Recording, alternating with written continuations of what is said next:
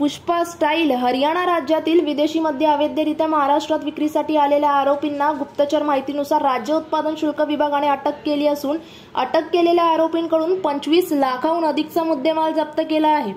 राज्य उत्पादन शुल्क विभागाने ही कारवाई केलेली असून ठाणे जिल्ह्यात याआधीही गोवा, दीव दमण इथून अवैधरित्या विक्रीस आणलेल्या मद्यावर कारवाई केली होती।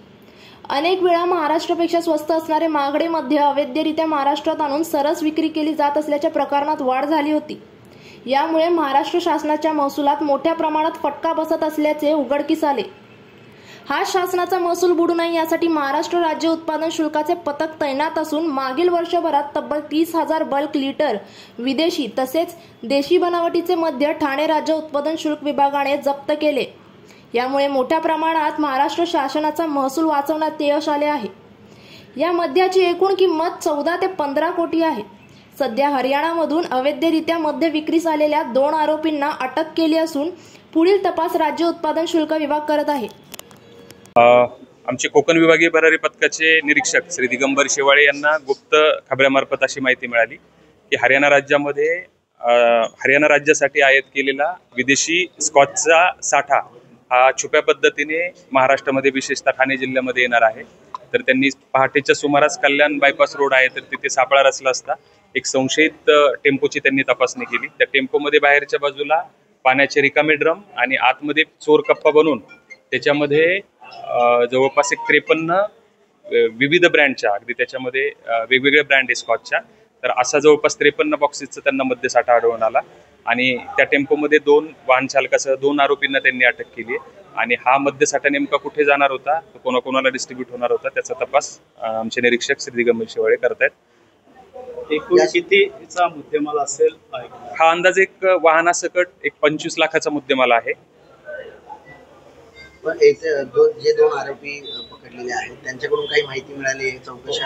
हो, चौकशी अंती ते निष्पन्नात नेमका हा मद्यसाठा कुठे घेऊन जाणार होते आणि ते कोणाकोणाला डिस्ट्रीब्यूट करणार होते ते चौकशी अंती कळणार आहे। हरियाणाची दारू आहे, ही दारू ज्यावेळेस महाराष्ट्रामध्ये येते त्यावेळेस याच्या किमतीमध्ये काही फरक पडतो का किंवा ग्राहकांना देण्यासाठी? आता गेले आपण 5-6 महिन्यापासून पाहत असाल की ठाणे जिल्ह्यामध्ये आम्ही राज्य उत्पादन शुल्क विभागाने मोठ्या प्रमाणावरती गोवा असेल, दीव दमण असेल, दादरा नगर हवेली, हरियाणा अशा राज्यामध्ये एक्साईज ड्युटीचा रेट कमी असल्यामुळे अशा ठिकाणी ही विदेशी मद्य स्वस्त मिळतं, ज्याची किंमत आपल्या राज्यामध्ये महाग असल्यामुळे हे जे काही असे अवैध धंदे करणारे इसम आहेत तर त्यांच्या आर्थिक फायद्यासाठी असे शेजारच्या राज्यामधनं अशा आपल्या राज्यामध्ये मद्य आणत असतात आणि त्याची विक्री करत असतात आणि त्यापासून त्यांना मोठ्या प्रमाणावरती आर्थिक फायदा मिळत असतो। मागील काही महिन्यांपासून अशाच प्रकारच्या कारवाया राज्य उत्पादन शुल्काकडून होत आहेत, त्यामुळे अशा प्रकारे गुन्हे करणाऱ्या जे गुन्हेगार आहेत त्यांना काय इशारा नेमका राज्य उत्पादन शुल्काचा असेल? राज्य उत्पादन शुल्क विभागाने विशेषतः सप्टेंबर महिन्यापासून जवळपास परराज्यातलं मद्य असेल किंवा बनावट मद्य असेल जवळपास 30,000 बल्क लिटरपेक्षा जास्त आम्ही विदेशी आणि देशी मद्य पकडलेला आहे। यामधून मोठ्या प्रमाणावरती राज्याच्या महसुलाची चोरी होण्यापासून आम्हाला बचाव करता आला आणि अशा स्वरूपाची कारवाई यापुढेही करण्यात येईल। सर्व जे काही जनता आहे त्यांना आमचं विभागाचं आव्हान हेच आहे की शासनाच्या अधिकृत अनुज्ञप्तीधारकाकडूनच त्यांनी परमिटवरती मद्य खरेदी करावी।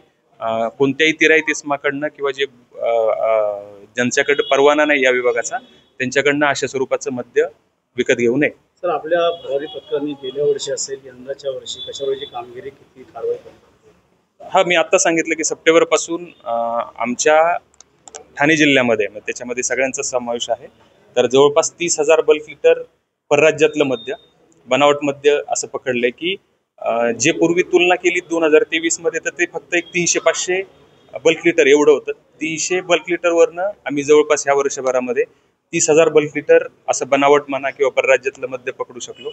हे आमच्या विभागाचं यश आहे। किती लाखाची या ठिकाणी अंदाजे गेल्या वर्षभरात जवळपास 11.5 कोटीचा मुद्देमाल होता आणि एप्रिल पासून मे पर्यंत जवळपास 3 कोटी रुपयाहून अधिक किमतीचा मुद्देमाल आहे। असं जवळपास एक 14-15 कोटीचा मुद्देमाल आम्ही एका वर्षभरामध्ये हस्तगत केला।